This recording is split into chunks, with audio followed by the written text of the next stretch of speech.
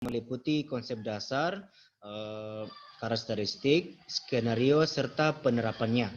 Untuk mempersingkat waktu kepada pemateri, saya persilahkan dengan hormat.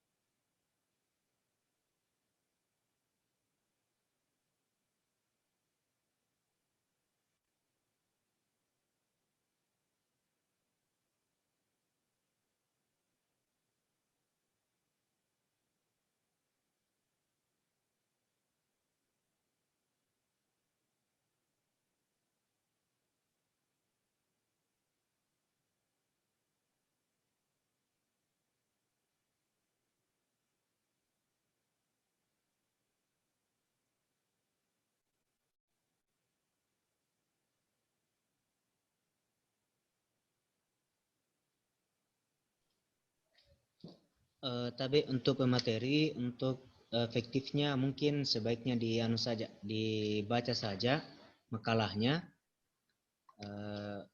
demi efektifnya presentasi atau biar tidak ada dusta di antara kita. Suaranya Ilham tidak kedengaran. Oh begitu. Iya, kayaknya yang bermasalah HP-nya. Kukira Tidak ada suaranya Ilham kedengaran, Kak. Iya, kayak karena suara yang lain kedengaran Ji. Yang pemateri kayak yang bermasalah. Coba bicara ke Ilham. Kasih keluar Nggak. dulu. Zoom tak Ilham, Nggak baru ada. masuk lagi. Tidak bisakah suaraku dipakai saja? Bisa. Kira saya yang bermasalah, tidak ada suara. Yang pematerinya yang bermasalah, Stas. Tunggu keluar kembali. Okay. Tidak bersahabat jaringan, Stas. Tidak bersahabat jaringan di sini, Kak. Mati lampu. Jaga jaringan.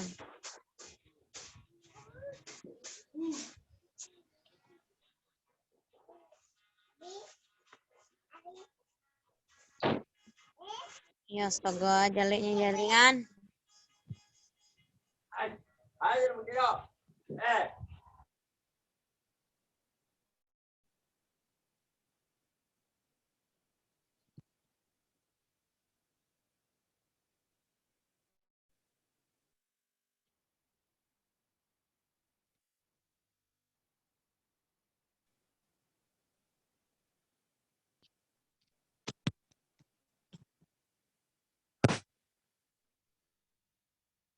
Dengar suara?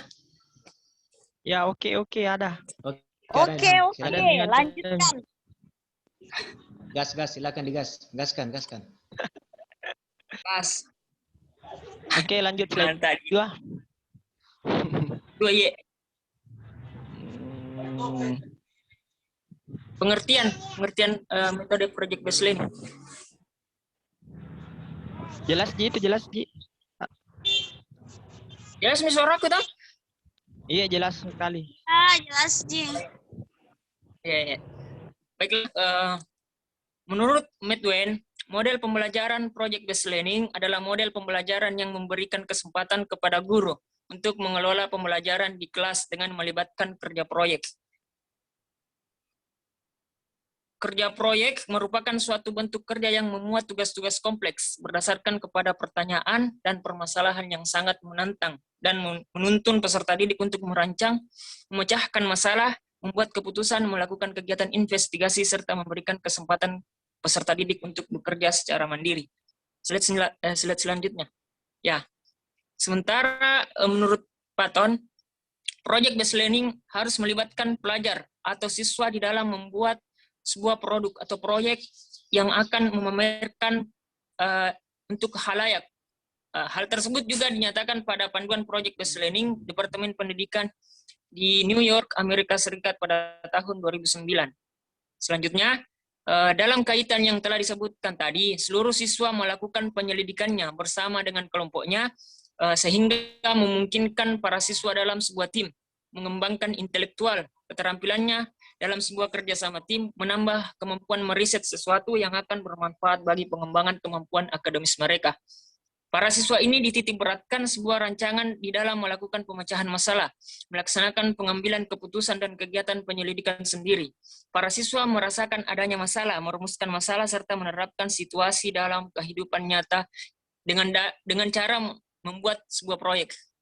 Hasil akhir sebuah proyek bisa berupa artefak, benda atau barang, buah karya hasil budi pemikiran manusia. Artefak itu biasanya berupa suatu karya ilmiah, film, video, gambar, CD, DVD, dan lain sebagainya.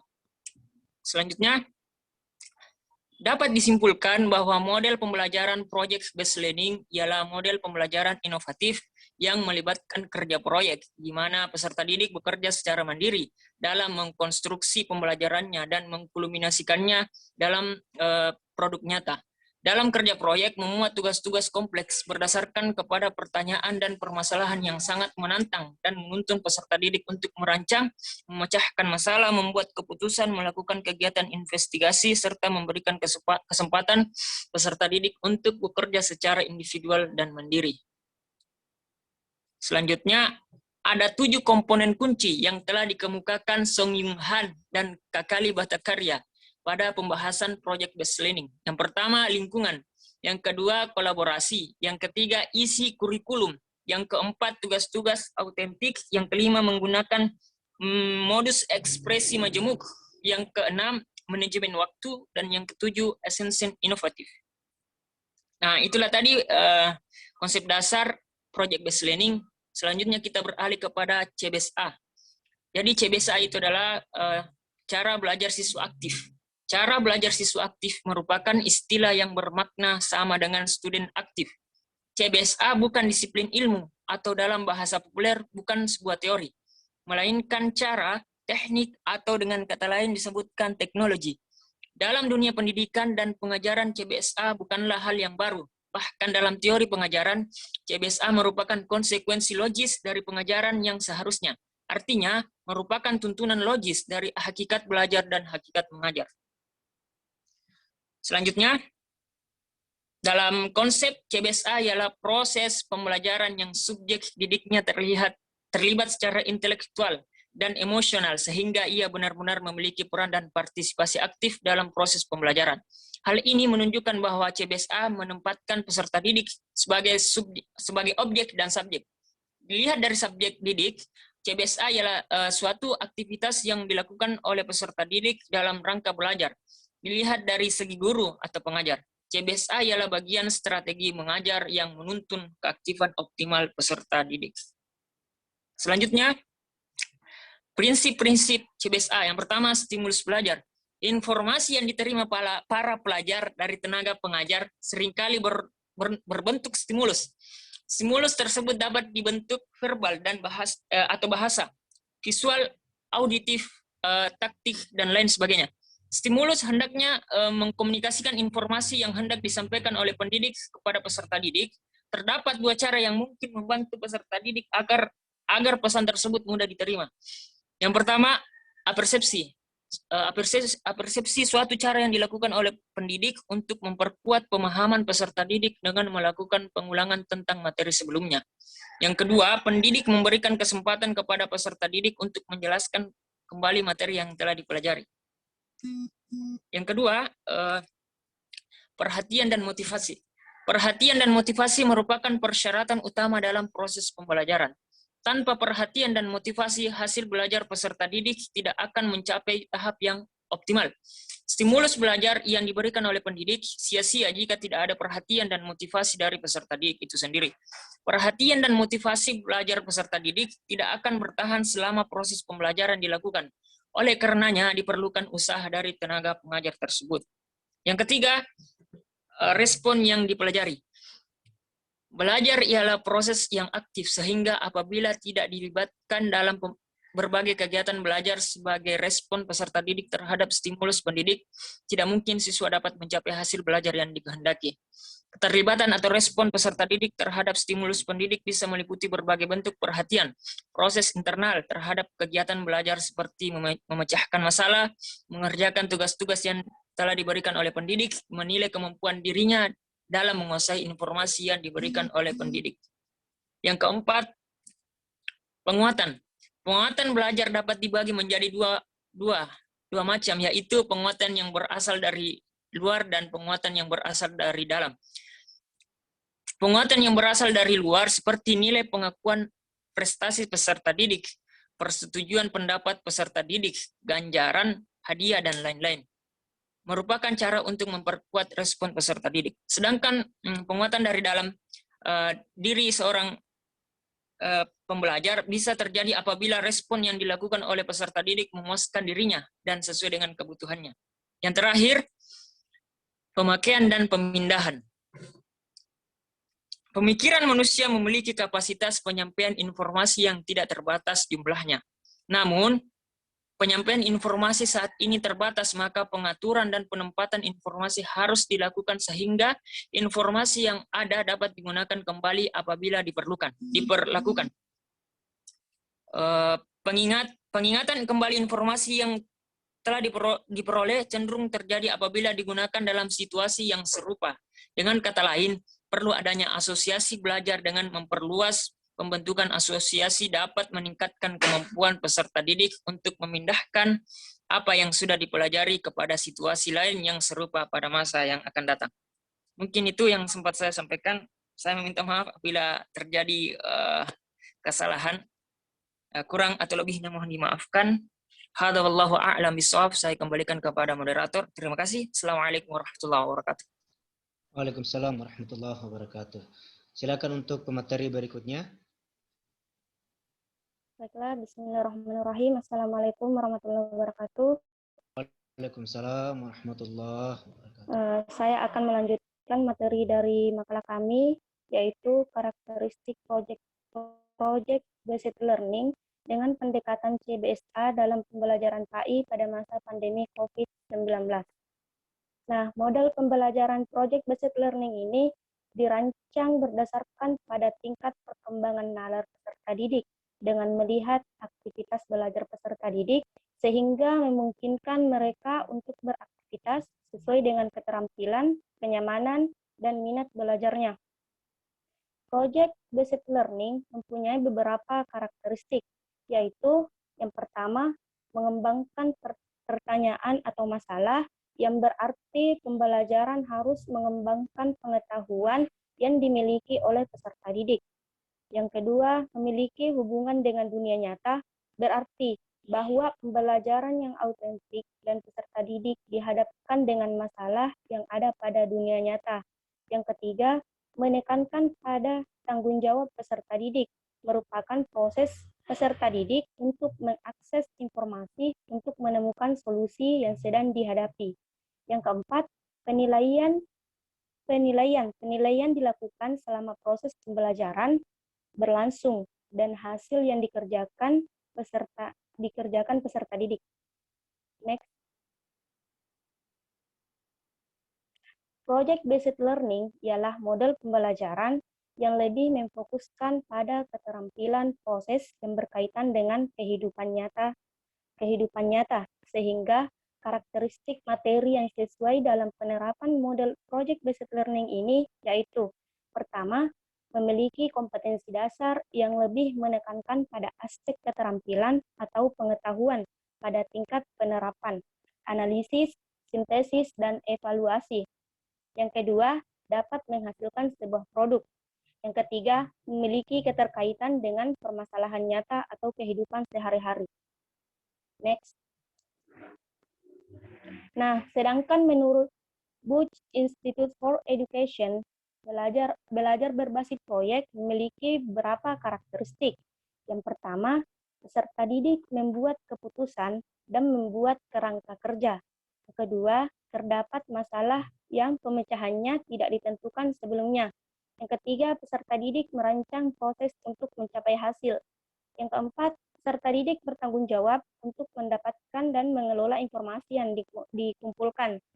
Yang kelima, peserta didik melakukan evaluasi secara kontinu. Yang keenam, peserta didik secara teratur melihat kembali apa yang mereka kerjakan. Yang ketujuh, hasil akhir berupa produk dan dievaluasi kualitasnya. Yang terakhir, kelas memiliki atmosfer yang memberi toleransi kesalahan dan perubahan. Next. Nah, sedangkan menurut Stripling, model project-based learning memiliki beberapa karakteristik. Yang pertama, mengarahkan peserta didik untuk menginvestigasi ide dan pertanyaan. Dan pertanyaan penting. Yang kedua, merupakan proses inquiry. Yang ketiga, terkait dengan kebutuhan dan minat peserta didik. Yang keempat, berpusat pada peserta didik dengan membuat produk dan melakukan presentasi secara mandiri. Yang kelima, menggunakan keterampilan berpikir kreatif, kritis, dan mencari informasi untuk melakukan investigasi, menarik kesimpulan, dan menghasilkan produk. Dan yang terakhir, terkait dengan permasalahan dan isu dunia nyata yang autentik. Mungkin itu saja yang bisa saya paparkan untuk materi kami kali ini. Selebihnya saya kembalikan kepada moderator. Terima kasih. Ya, terima kasih untuk pemateri kedua. Selanjutnya untuk pemateri ketiga. Silakan. Ya, materi selanjutnya adalah prosedur project based learning dengan pendekatan CBSA dalam pembelajaran PAI pada masa pandemi COVID-19. Yang pertama ada prosedur project based learning dalam pembelajaran PAI pada masa pandemi. Kemudian yang kedua ada prosedur pendekatan CBSA dalam pembelajaran PAI yang tentunya pada masa pandemi COVID-19 ini. Yang pertama, prosedur project based learning dalam pembelajaran PAI pada masa pandemi COVID-19. Yang pertama ada start with essential question. Artinya membuat pertanyaan penting yang dapat merangsang pemikiran peserta didik sehingga muncul rasa keingintahuan dalam proses pembelajaran. Kemudian ada desain project. Nah, di dalam desain project ini pendidik membuat atau menyusun proyek yang akan dilaksanakan oleh peserta didik. Kemudian yang ketiga ada create schedule atau membuat jadwal, mengatur jadwal, mengatur deadline proyek yang akan dikerjakan dan lain-lain sebagainya. Kemudian yang keempat ada monitoring the student and progress of project. Artinya pendidik memantau proyek yang sedang dikerjakan oleh peserta didik. Kemudian yang kelima ada assess the outcome, artinya penilaian tentang proyek yang sedang dikerjakan oleh peserta didik. Kemudian yang keenam ada evaluation the experience, artinya mengevaluasi pengalaman-pengalaman kerja yang dialami oleh peserta didik pada saat mengerjakan proyek yang sedang dikerjakan.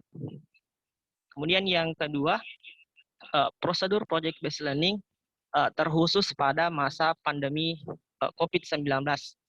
Tentunya prosedur pelaksanaan project based learning pada masa normal dengan pada masa pandemi COVID-19 sangat berbeda. Namun pada dasarnya sama saja. Namun pada saat pandemi perlu dilakukan tindakan-tindakan tambahan berupa yaitu melibatkan orang-orang terdekat dari peserta didik. Dalam hal ini yaitu orang tua dari peserta didik itu sendiri. Adapun 3 poin yang menjadi poin penting dalam prosedur project based learning pada masa pandemi. Yang pertama adalah penjelasan tujuan project based learning dan peran masing-masing anggota tim. utamanya peran orang tua peserta didik dalam proses pembelajaran. Kemudian yang kedua, ada penjelasan tentang manfaat melakukan project based learning di rumah. Kemudian yang terakhir, penjelasan tentang cara mendukung anak-anak mereka. Nah, poin ketiga ini dilakukan oleh pendidik kepada orang tua peserta didik tentang bagaimana cara-cara mendukung anak-anak mereka, membuat mereka bermotivasi dan berminat dalam melakukan dan menyelesaikan proyek yang sedang dikerjakan. Kemudian yang kedua, prosedur CBSA dalam pembelajaran PAI pada masa pandemi. Yang pertama, pendidik sebagai pengelola atau manajer dan perancang desain dari pengalaman belajar. Yang kedua, pendidik dan peserta didik menerima peran kerjasama atau partnership. Yang ketiga, bahan-bahan dipilih berdasarkan kelayakannya. Kemudian yang keempat, ada menekankan pada identifikasi dan penuntasan syarat-syarat belajar. Yang kelima, ada peserta didik dilibatkan sepenuhnya dalam pembelajaran. Yang keenam, tujuan ditulis dengan jelas. Kemudian yang ketujuh, semua tujuan diukur atau dites atau dievaluasi.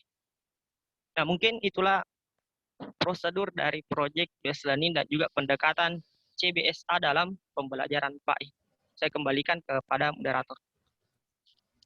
Ya, terima kasih kepada pemateri kelompok 5. Selanjutnya saya persilakan untuk pemateri selanjutnya. Silakan Pak Herman.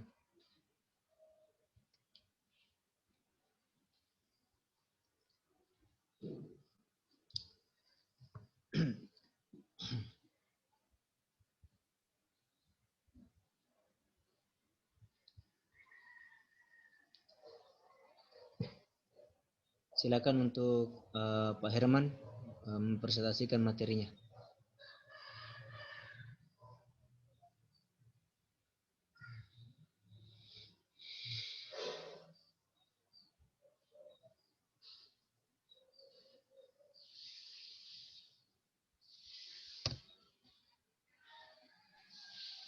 Mungkin jaringannya Kak Herman bermasalah.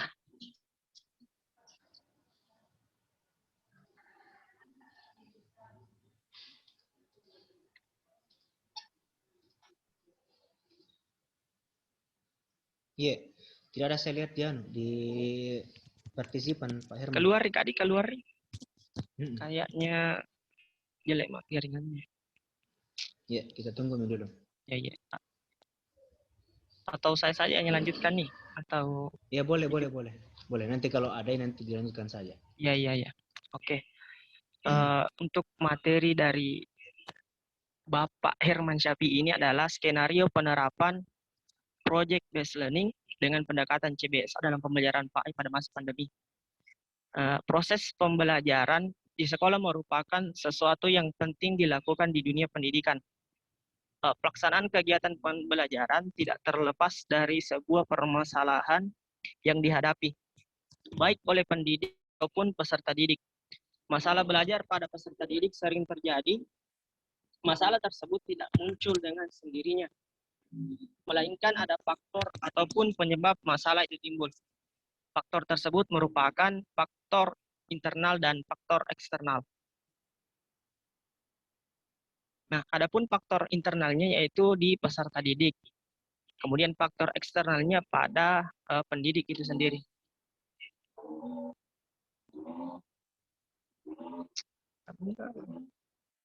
Selanjutnya, pada mata pelajaran PAI, umumnya pendidik hanya menggunakan metode konvensional. Dalam hal ini metode ceramah, tanya jawab, diskusi, dan lain-lain sebagainya. Namun penggunaan metode konvensional ini menjadikan peserta didik kadang merasa bosan, tidak antusias, bahkan mengabaikan proses pembelajaran karena pembelajaran hanya berpusat kepada pendidik atau teacher center.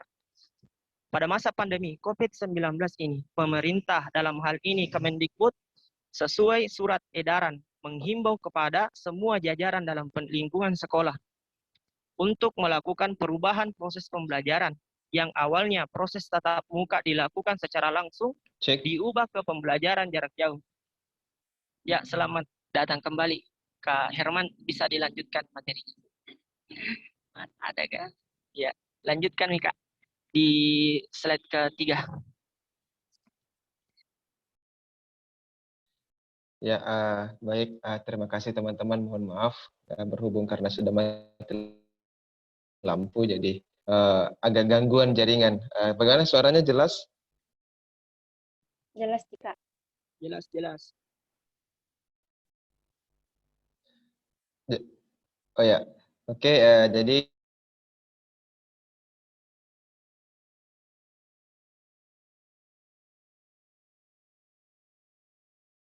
teori kompozisional ini menjadikan peserta didik kadang merasa bosan, tidak antusias, bahkan mengabaikan proses pembelajaran karena pembelajaran hanya berpusat kepada pendidik. Nah, pada masa ini COVID ini adalah pemerintah atau Kemendikbud sesuai surat edaran yang dikeluarkan adalah menghimbau kepada semua jajaran dalam lingkungan sekolah untuk melakukan perubahan proses pembelajaran yang awalnya proses tatap muka dilakukan secara langsung, kemudian diubah menjadi proses pembelajaran jarak jauh. Nah, maka dari itu untuk menunjang proses pembelajaran jarak jauh ini, maka diperlukan sebuah alat atau media yang dapat digunakan dalam pembelajaran jarak jauh. Selain daripada media yang digunakan, maka juga diperlukan metode pembelajaran yang tepat. Nah, kemudian bagaimana cara mengatasi masalah dan menjawab tantangan dalam dunia pendidikan sekarang ini? Jadi seperti yang dijelaskan tadi yang di awal untuk pembahasan yang pertama, bahwa project based learning ini adalah salah satu cara dalam pembelajaran PAI yang dapat diterapkan atau sebagai alternatif untuk perbaikan kualitas pembelajaran sehingga siswa tidak terjebak pada pembelajaran yang monoton dan statis. Project based kompleks yang digunakan keaktifan peserta didik dalam melakukan investigasi dan memahaminya. Project based learning adalah pembelajaran dengan menggunakan project sebagai metode pembelajaran para peserta didik secara nyata seolah-olah ada di dunia nyata dan dapat menghasilkan produk secara realistis. Lanjut.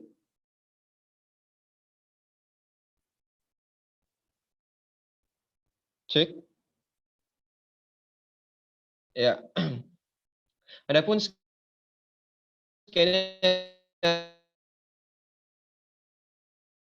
skenario penerapan project based learning ini adalah sebagai beraction, itu perkenalan. Jadi peserta didik melakukan pengenalan terhadap rencana pelaksanaan proyek yang disampaikan oleh guru. Kemudian selanjutnya adalah dengan essential question atau pertanyaan. Guru memberikan pertanyaan mendasar tentang materi yang akan dijadikan tema atau bahan ajar. Kemudian research and write, artinya peserta didik itu mencari atau dan menulis rancangan proyek sehingga dalam tahap ini guru hanya berperan sebagai mentor. Kemudian yang selanjutnya adalah product creation, pembuatan proyek, kemudian presentation. Setelah presentase maka dilanjutkan dengan evaluasi atau refleksi. Ya, selanjutnya.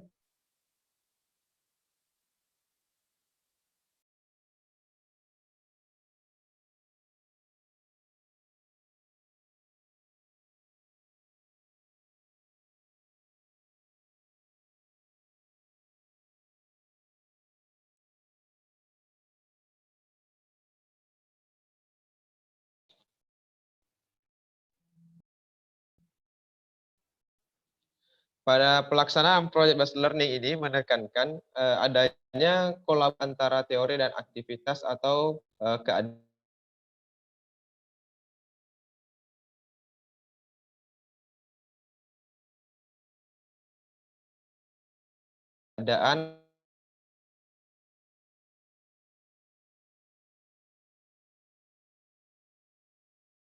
pembelajaran. Nah, ini aspek-aspek yang perlu diperhatikan dalam pelaksanaan pembelajaran. Yang pertama adalah menyiapkan topik atau bahan proyek, kemudian menyiapkan sumber belajar, yang ketiga menentukan media pembelajaran atau media komunikasi yang digunakan, kemudian selanjutnya adalah menentukan penilaian. Langkah-langkah dalam pelaksanaan, jadi project based learning ini, jadi kami mencoba memberikan gambaran tentang langkah-langkah pelaksanaan project based learning. Yang pertama, pendidik. Jadi tahap pertama, jadi ada beberapa tahap. Tahap pertama adalah pendidik memperlihatkan video yang terkait dengan materi melalui media komunikasi yang sudah ditentukan. Mengingat dalam pelaksanaan proyek based learning di masa pandemi menekankan model pembelajaran jarak jauh dan tetap mempertimbangkan CBSA. Nah, seperti halnya contohnya adalah dengan memperlihatkan video tata cara pengurusan jenazah. Nah, tahap kedua, itu pendidik memberikan stimulus kepada peserta didik dengan beberapa pertanyaan tentang tema materi yang ada pada video tersebut tadi. Kemudian yang ketiga, tahap ketiga lah pendidik menjelaskan tema materi dan memberikan gambaran umum tentang sub-sub yang akan menjadi pokok pembahasan, melakukan pembagian kelompok dengan memperhatikan tetap memperhatikan karakteristik peserta didik, dan kemudian pembagian pokok materi, kemudian pendidik memberikan langkah-langkah pelaksanaan dan batas waktu pelaksanaan. Kemudian tahap selanjutnya, itu peserta didik mencari literatur atau sumber belajar yang berkaitan dengan tema materi yang diberikan. Pada tahap ini merupakan tahap pelaksanaan bagi peserta didik dalam menyelesaikan proyek yang akan dikerjakan. Nah, kemudian yang selanjutnya adalah tahap kelima, peserta didik mempresentasikan hasil temuan atau proyek yang dihasilkan dengan menggunakan media komunikasi. Nah, kemudian selanjutnya pendidik mengevaluasi hasil pembelajaran dengan memberikan pertanyaan mendalam tentang tema materi yang ditentukan. Tahap selanjutnya adalah pendidik menganalisis hasil dan mengevaluasi pembelajaran dan melakukan tindakan kelas terhadap peserta didik. Ini merupakan tahap dalam pelaksanaan project based learning. Kemudian dari penerapan project based learning pada masa pandemi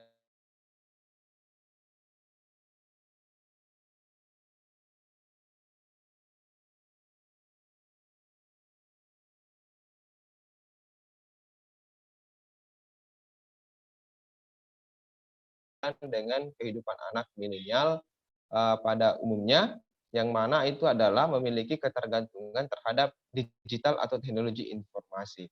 Nah, sebagai gambaran dari pelaksanaan proyek based learning ini adalah yang kita lakukan sekarang, di mana kita diberikan tugas, kemudian tugasnya itu pun tugas yang begitu mendalam, tugas yang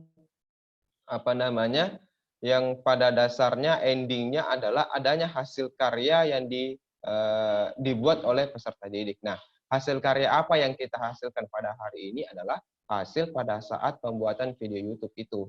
Itu merupakan hasil yang luar biasa mungkin karena pada dasarnya kalau istilahnya dari beberapa hal yang lalu, hasil karya seperti sebenarnya tidak ada relevansi dengan materi kita. Artinya dengan materi pendidikan agama Islam misalnya. Tapi karena dituntut adanya pandemi ini, dan kemudian adanya inovatif dari seorang guru, maka kita dituntut dengan hasil karya yang sedemikian. Jadi kita pun dipaksa juga atau dituntut untuk mempelajari beberapa fitur-fitur aplikasi atau platform yang sebenarnya yang harus kita buat sehingga hasil tadi itu bisa dipublikasikan. Jadi dari situ saya rasa penjelasan saya terhadap hal ini cukup sampai sekian. Terima kasih.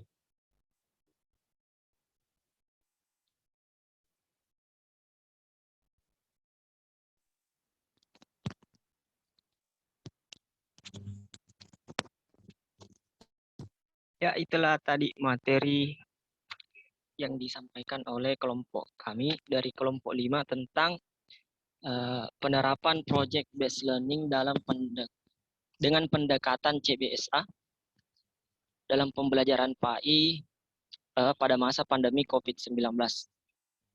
Dikarenakan Bapak moderator sedang sibuk, jadi untuk proses diskusi mungkin bisa kita lanjutkan dengan saya memberikan kesempatan kepada teman-teman untuk bertanya tentang materi yang kami sampaikan tadi. Jadi saya persilahkan. Mungkin ada pertanyaan ataukah ada yang ingin diperjelas ataukah mungkin kritik ataupun saran. Saya persilahkan kepada kelompok 1, 2, 3, dan 4.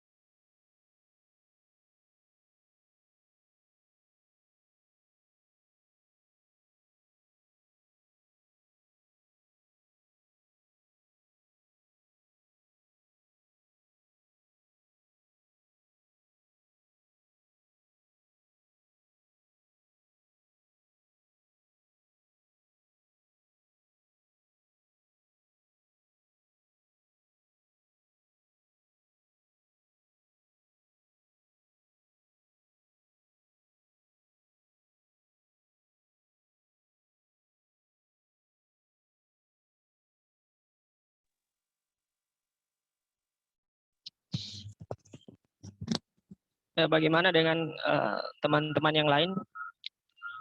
Jika tidak ada pertanyaan, ya kita simpulkan saja. Bagaimana Kak Intan, Di? Iya, cocok Mi daripada menunggu kita tidak Iya. jelas tuh. Iya. Atau ada dari saudari Amnisa Reski atau Kak Suwanti, Kak Desi Pratiwi, Ayu Parawanti, Siti Harminawati, ataukah saudari Nur Hidayah Syuaib. Pasti ada yang menjanggal di pikiran tak, tapi mungkin malu-malu karena Kak Herman yang pemateri.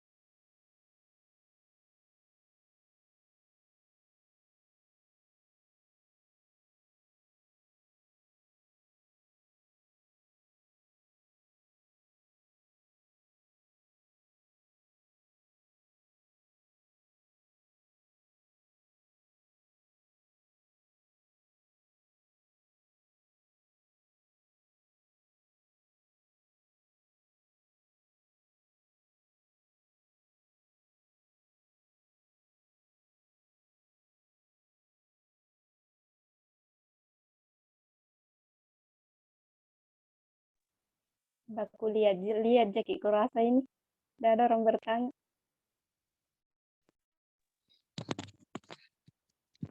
Atau kita pakai saja sistem yang di mata kuliah Ulumul Hadis. Kita persilahkan dulu ada kelompok 1. Yang kelompok 1 mungkin adalah perwakilannya satu orang yang punya pertanyaan untuk kami ini supaya forumnya tidak vakum seperti. Karena jelek juga dirasa kalau baku lihat kisah jadi. Jadi kelompok 1 mungkin ada yang mau ditanyakan. Kelompok begitu juga dengan kelompok 2 dengan kelompok 3 dan kelompok 4. Pasti ada pertanyaan, pasti ada yang menjanggal. Pasti ada yang tidak jelas dari penjelasan kami. Nah, itulah yang mungkin bisa ditanyakan.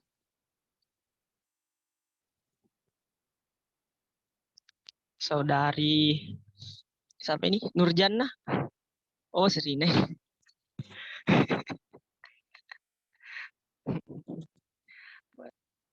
Mungkin ada pertanyaan tak, Sri?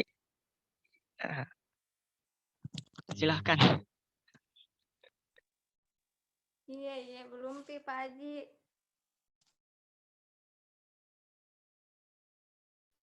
Pak Syahrin tahu juga, jangan sampai ada pertanyaan. Mana Rati? Rati? Mati lampu disidrak. Jelek jaringan kok mati lampu. Lantas enggak ada Rati. Iya.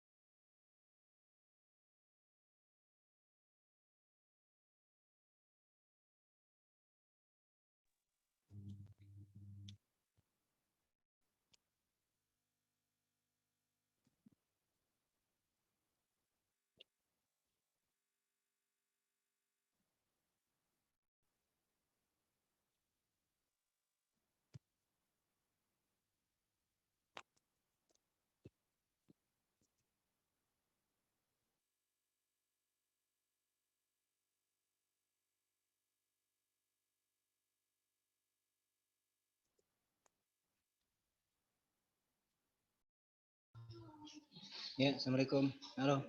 Tabe, hadir kembali. Sorry tadi ada sedikit yang diurus. Gimana, Di? Ada pertanyaan, Haji?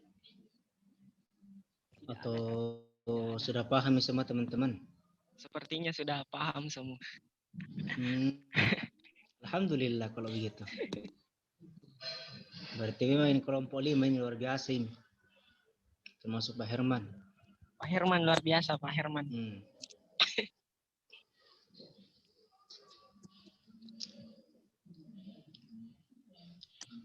Sekali lagi Ampun.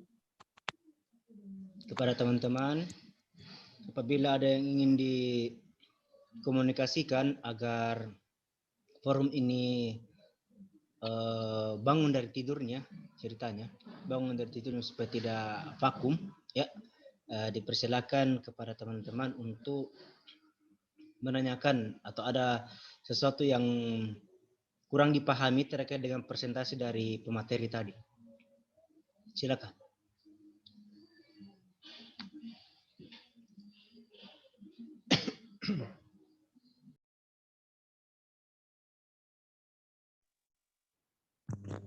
Tabe teman-teman, jadi untuk waktunya saya atur tadi itu 1 jam 30 menit. Sekarang sudah 1 jam 11 menit. Jadi tinggal beberapa menit lagi. Jadi kalau misalkan ada pertanyaan, silahkan cepat-cepat mungkin bertanya karena tinggal 19 menit lah kita bisa bertemu secara virtual ini. Tabe moderator. Oke, silakan Rahma. Bismillahirrahmanirrahim. Assalamualaikum warahmatullahi wabarakatuh. Waalaikumsalam warahmatullahi wabarakatuh.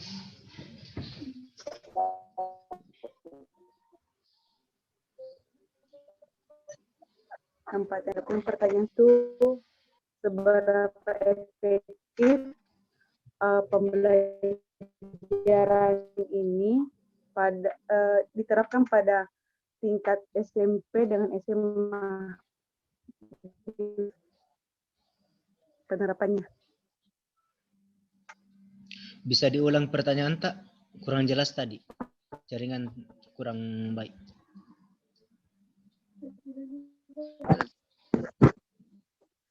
Pembelajaran project basic learning dengan pendekatan CBSA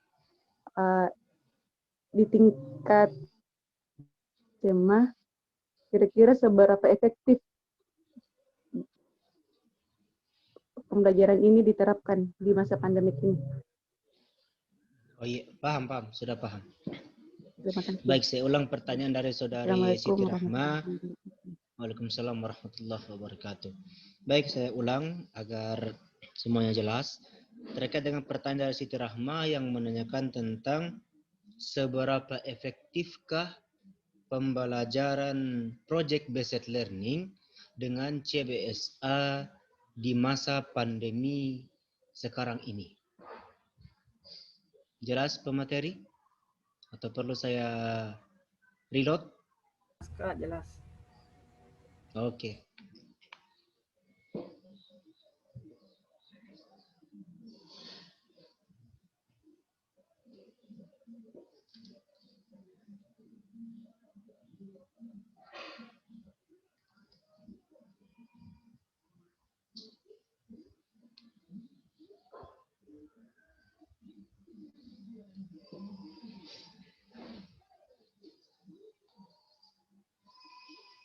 Gimana teman-teman? Masih ada yang ingin ditanyakan? Kalau tidak ada, saya serahkan langsung kepada pemateri untuk menjawab pertanyaan dari saudari Siti Rahma.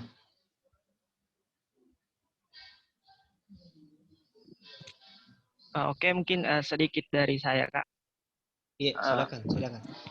Adapun pertanyaan dari Kak Rahmat tadi yang saya tangkap, yang saya pahami adalah seberapa efisienkah model penerapan project based learning ini pada tingkat atau jenjang pendidikan SD dengan SMP. Kak Di, SD dengan SMP, Kak Di? SMP SMA. Iya, SMP SMA. SMP. SD SMP atau SMP SMA?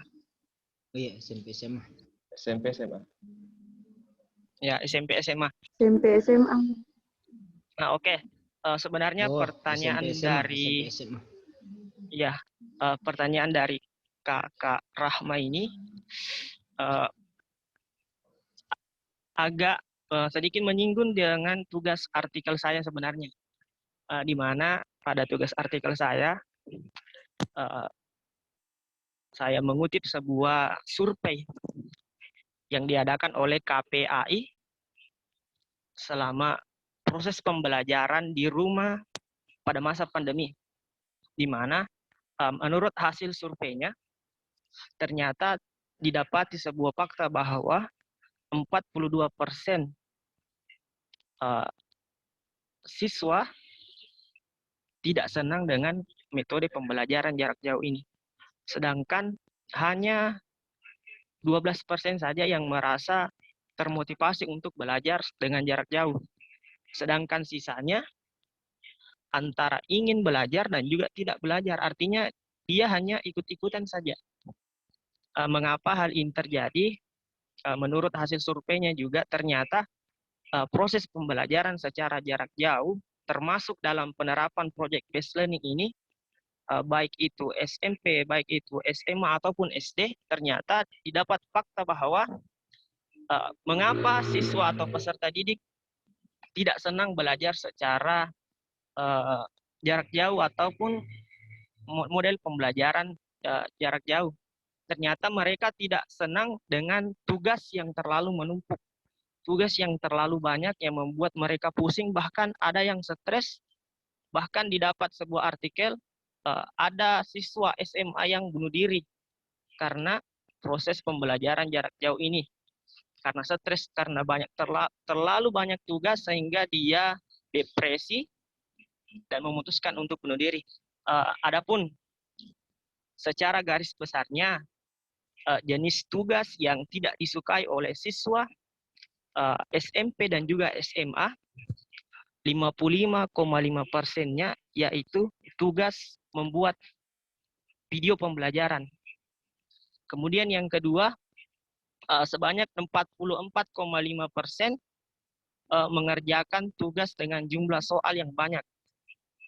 Kemudian yang ketiga, sebanyak 39,4% yaitu tugas dengan jenis membuat resume atau rangkuman. Yang keempat, dengan banyak 25,6% yaitu membuat soal dan jawaban yang ada dalam buku. Nah, dari hasil survei KPI ini, jika ditanya tentang keefektifan pembelajaran project based learning dengan pendekatan CBSA pada masa pandemi, saya kira jika diukur dengan angka di bawah 50%. Tapi saya tidak bisa memastikan apakah 10% ataupun 20% karena prosesnya akan berbeda-beda karena kemampuan ataupun kreativitas setiap guru itu berbeda. Jadi tidak bisa ditetapkan begini. Misalnya 10% saja tingkat efisiennya atau efektifnya. Tetapi selama pembelajaran itu berbasis jarak jauh, maka saya kira survei dari KPI ini bisa dijadikan acuan untuk menilai tingkat efektivitas dari pembelajaran jarak jauh ini. Mungkin itu sedikit jawaban dari saya, mungkin ada tambahan dari teman-teman yang lain. Saya persilahkan.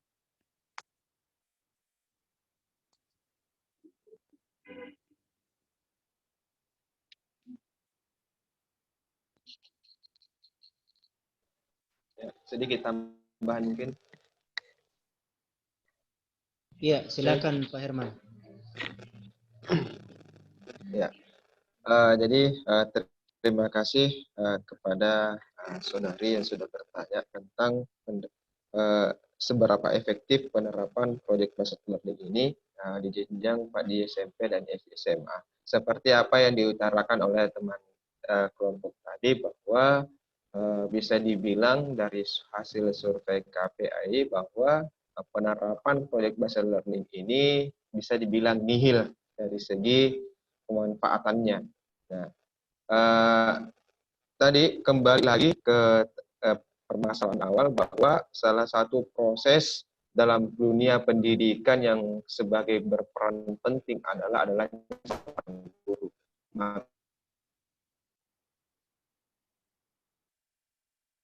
Maka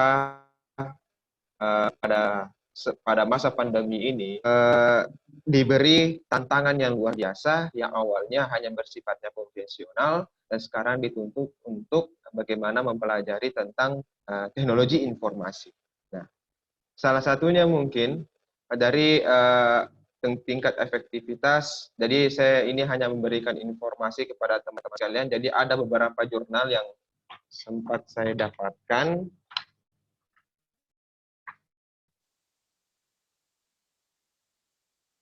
Salah satunya adalah berbasis proyek pada mata PAI dan Berpekerti dengan lokasi penelitian itu dia di SMK Al-Falah, dan kemudian hasil daripada penelitian ini ternyata nilai yang awal, jadi penelitian menggunakan PTK, nilai awalnya siklus pertama dengan hanya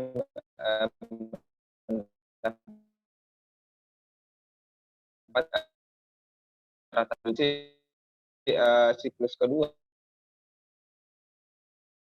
ternyata siswa sudah banding dari survei KPI tadi. Kemudian menempatkan kemudian implementasi model project based learning untuk mengeksekusi. Nah, ini juga dilaksanakan di perguruan tingkat menengah. Nah, kemudian di sisi lain ada tentang project based learning untuk PAI selama pembelajaran daring, dan itu pun pelaksanaannya ada di penelitiannya di tingkat sekolah atas. Kemudian juga ada dari Ayu Hartini, itu jurnal LC, itu pengembangan perangkat pembelajaran model project based learning untuk meningkatkan kemampuan berpikir kritis siswa. Ya. Jadi dari beberapa jurnal yang saya sampaikan tadi dan jurnal yang disampaikan oleh Aji tadi, bahwa yang mungkin secara sekilas mungkin agak bertentangan, tapi saya rasa ini bukan hal yang bertentangan, bukan. Karena ini hanya pembanding karena tingkat efektivitas. Apalagi kita ini kan kalau menanyakan tentang tingkat efektivitas, bahwa berarti kita membutuhkan sebuah penelitian lapangan. Nah, penelitian lapangan untuk menentukan efektif atau tidaknya. Nah, tadi secara garis besar yang disampaikan oleh Haji bahwa secara garis besar adalah peran guru dalam pelaksanaan model pembelajaran ini. Nah, artinya kita kembali kepada tugas yang diberikan oleh Pak Usman lah yang sekarang ini. Nah, andai kata pada saat siswa itu dijelaskan bagaimana manfaat daripada penggunaan video pembelajaran dan kemudian diupload di YouTube. Nah, ada dua, misalnya ada hal di sisi lain ada manfaat yang luar biasa, di mana hal itu pertama, guru bisa mendapatkan satu lubang lapangan kerja sebenarnya. Karena sekarang sudah zaman digital, tidak bisa dipungkiri orang semua serba teknologi informasi dan tidak bisa lepas dari situ. Nah, itu merupakan salah satu manfaat. Nah, kalau dari adanya tugas yang seperti ini. Nah, lagi-lagi maka yang diperlukan adalah peran guru harus mampu melihat karakteristik siswa. Jangan sampai tugas-tugas yang diberikan itu sangat membebani mereka, sehingga apa yang tujuan awal dari model pembelajaran dengan supaya mahasiswa itu mampu meningkatkan kualitasnya, ternyata sebaliknya. Nah, jadi lagi-lagi itu kembali ke persoalan guru tadi. Jadi secara dari kesimpulan yang saya sampaikan bahwa project based learning ini di lain sisi ada tingkat efektif yang luar biasa ketika diterapkan dengan adanya tema-tema tertentu seperti tadi adanya peningkatan soft skill, peningkatan berpikir kritis, kemudian minat belajar apa dan sebagainya. Saya rasa seperti itu.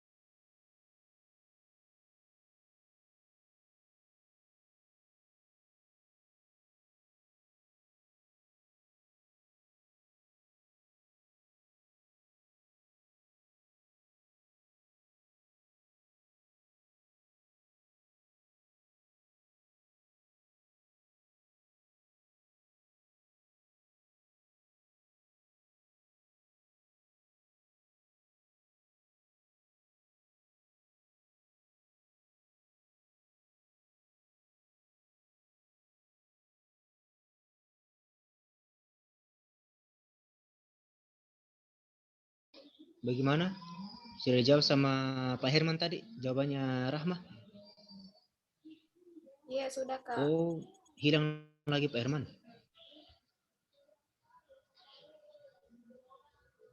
Jaringan di masalah. Ya, saya kembalikan dulu kepada saudari penanya tadi, Siti Rahma. Bagaimana dengan jawaban dari Aji dan Pak Herman terkait dengan pertanyaan tak? Seberapa efektifkah Project Based Learning dan CBSA di masa pandemi ini? Silakan, saudari Siti Rahma.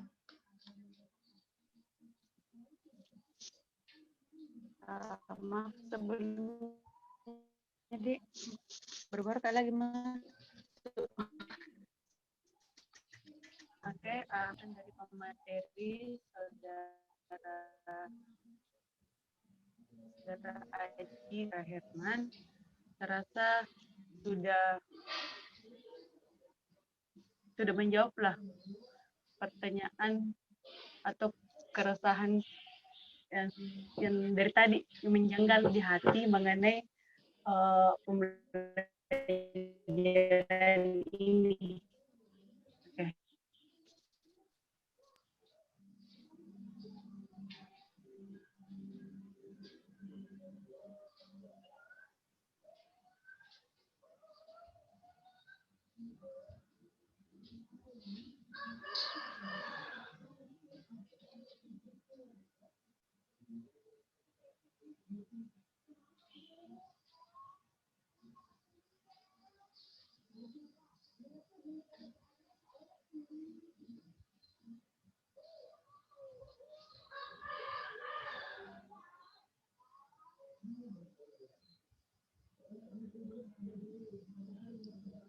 Ya.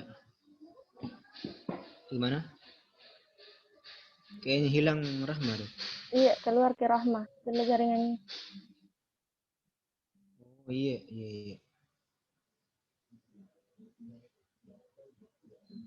Belum sempat tadi saya dengar anunya, tanggapannya. Diterima Mika atau masih ditanggapi? Iya, katanya nak terima. Aman nih, Terjawab aman. nih semua pikiran yang Diterima, meresahkan Gare. berarti sah itu. Ya, alhamdulillah.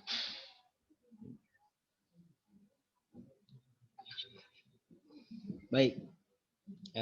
Kepada teman-teman yang lain silakan jika ada yang masih ingin ditanyakan, mengingat waktu kita semakin mepet.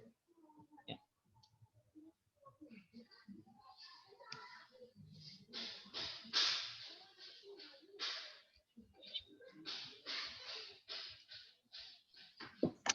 Tapi saya masih ada ke waktu?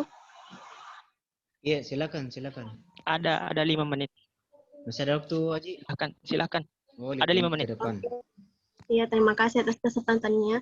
Yang ingin saya tanyakan mengenai materinya Saudara Aji yang tentang pemberian nilai atau skor. Kalau misalnya di masa pandemi ini, siswa diberikan tugas, kan tidak semuanya pasti paham apa misalnya tugas seperti itu tadi yang dijelaskan seperti Saudara Herman. Kalau misalnya tadi tugasnya seperti itu, terus peserta didik SD, SMP, SMA tidak mengerti cara mengerjakannya, pemberian nilainya itu seperti bagaimana? Karena kalau yang saya lihat sekarang siswa itu kalau misalnya terlalu sulit dan tidak dimengerti, karena guru juga tidak menjelaskan seperti di sekolah, dia tidak kerjakan, jadi pemberian nilainya itu seperti bagaimana?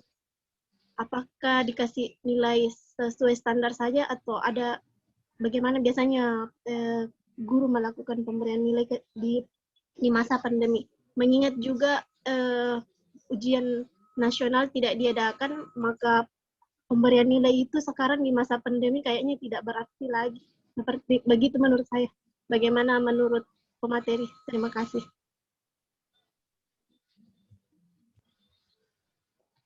Ya.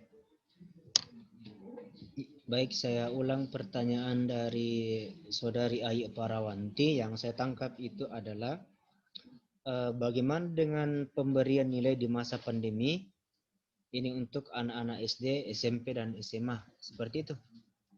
Atau salah? Sudah dipahami, Kak. Aku paham pertanyaannya. Oke. Silakan dijawab, Pak. Baiklah. Pertama-tama saya mengucapkan dulu terima kasih atas pertanyaannya. Pertanyaan dari Saudari Ayu Parawanti, mungkin untuk menjawabnya, mungkin saya cerita saja pengalaman yang saya rasakan tentang pemberian nilai. Kita mulai dulu di tingkatan SD lah. Untuk kelas bawah, kelas 1, 2, dan 3, proses pemberian nilai ini dari apa yang saya lihat dan saksikan di sekolah, guru tidak sepenuhnya mengacu pada hasil tes yang diberikan. Karena biasanya untuk kelas yang bawah, untuk kelas 1, 2, dan 3, untuk persoalan tugas, 80% lah, bukan mereka yang kerjakan, tetapi orang tuanya. Sedangkan untuk kelas 4, 5, dan 6, atau kita bisa katakan kelas atas lah, biasa sih mereka kerja sendiri, tetapi sering juga orang tuanya yang mengerjakan. Jadi untuk tingkatan SD dalam proses pemberian nilai, jadi jika hanya mengacu dari pemberian tugas dari hasil-hasil UTS ataupun UAS-nya, itu akan sangat tidak bisa menggambarkan tingkat kemampuan peserta didik. Maka sebenarnya ini pernah diseminarkan di SKPD Sidrap di kantor dinas pendidikan Sidrap tentang tata cara pemberian nilai pada masa pandemi ini. Karena kita tetap berpatokan kepada kurikulum 2013, maka yang menjadi aspek penilaian utamanya adalah dari sisi afektif peserta didik. Dari karakternya saja dilihat sekarang, dari tingkah laku peserta didik. Putus tidak dengar Ki. Tidak. Tes. Sudah bagus Mi, yuk. Bagus Ji, mungkin jaringannya. Bagus.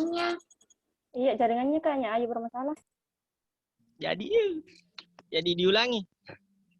Ayu, bagaimana Ayu? Iya. Jelas bagus Mi. Putus-putus. Kayaknya Anda tahu jaringanku kapan bermasalah jaringan. Masih.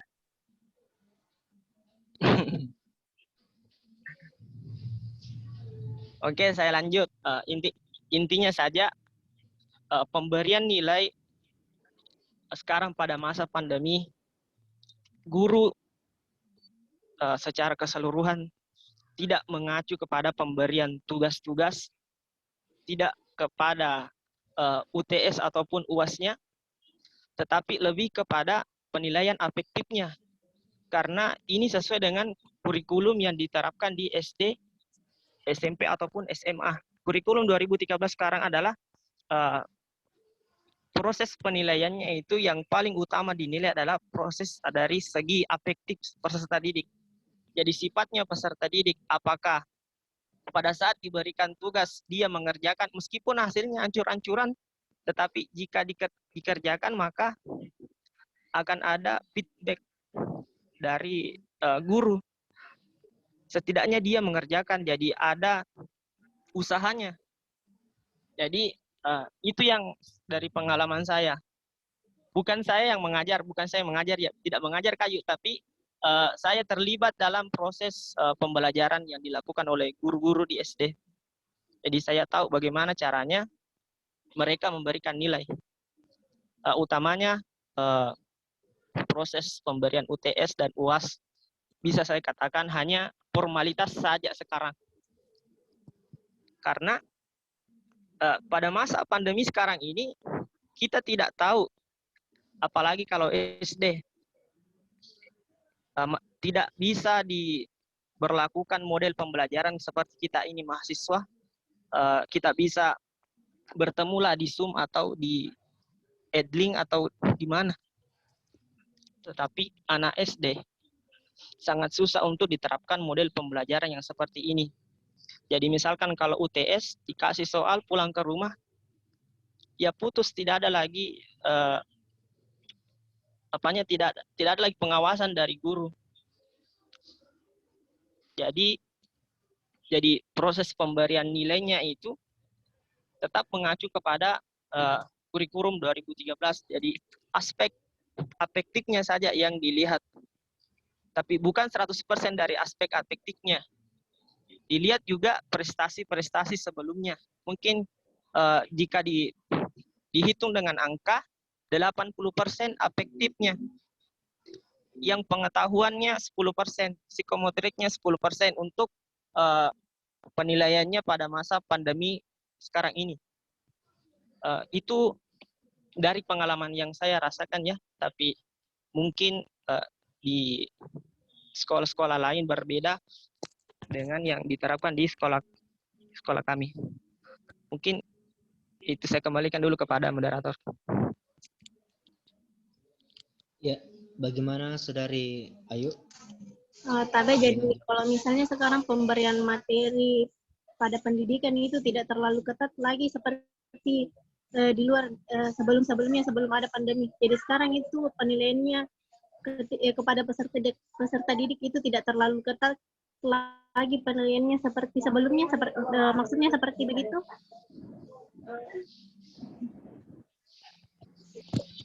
Iya.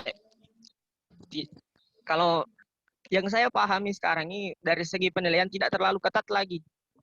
Bahkan untuk tahun depannya ujian nasional tidak ada lagi kayaknya. Dan penilaiannya untuk kelulusan siswa ataupun peserta didik itu ditentukan oleh dari gurunya.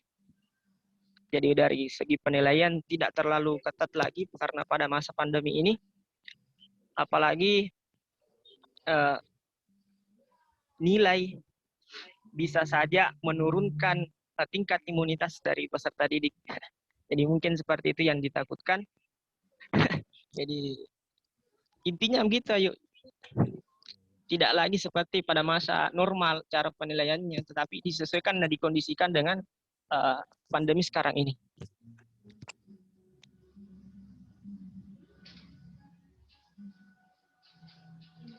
Iya, bagaimana Saudari Ayu? Iya, terima kasih atas jawabannya. Oke. Dadah, thank you. Oke, baik. Bagaimana Haji? Lagi berapa menit? 20 detik lagi, Kak. 20 detik. 1 detik? 30. Masya Allah. 30 detik? Jika 30. 30 detik. Kalau begitu kita mau simpulkan nih atau langsung ditutup nih saja karena waktu?